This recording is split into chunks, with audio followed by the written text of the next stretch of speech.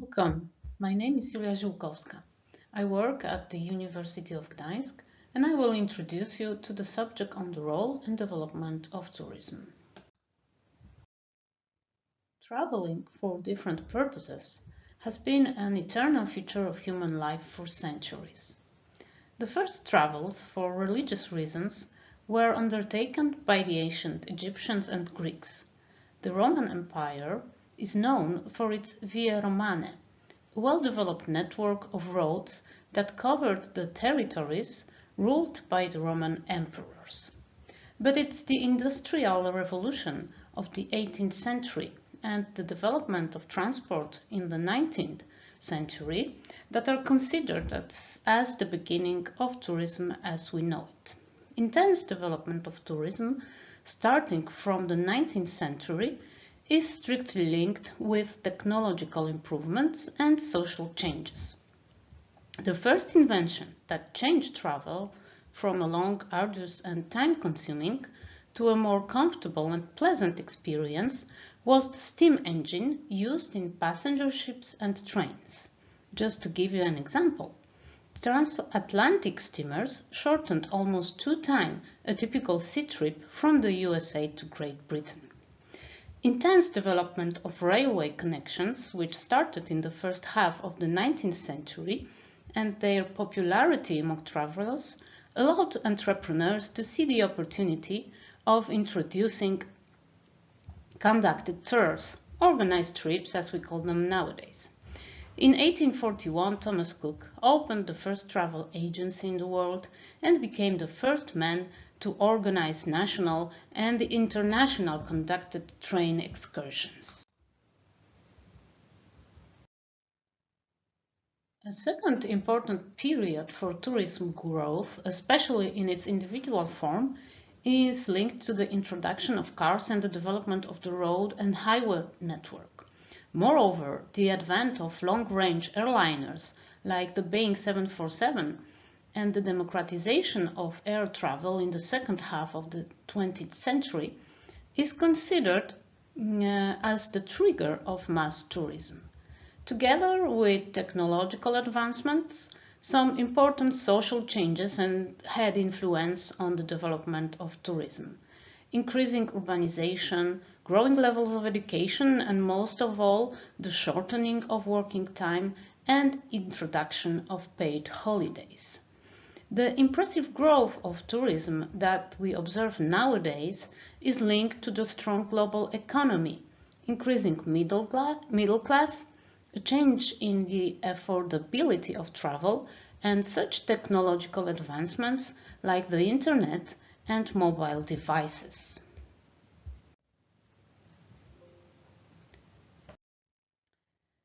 Before the COVID-19 pandemic, tourism was one of the fastest growing sectors of global economy, responsible for 4% of the global GDP.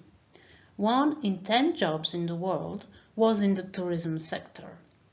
Although the COVID-19 pandemic had a severe impact on the sector, leading to a drop in tourism global GDP contribution to 1.8% in 2020, it is worth noticing that tourism economy is recovering very fast and 2021 has seen growth again.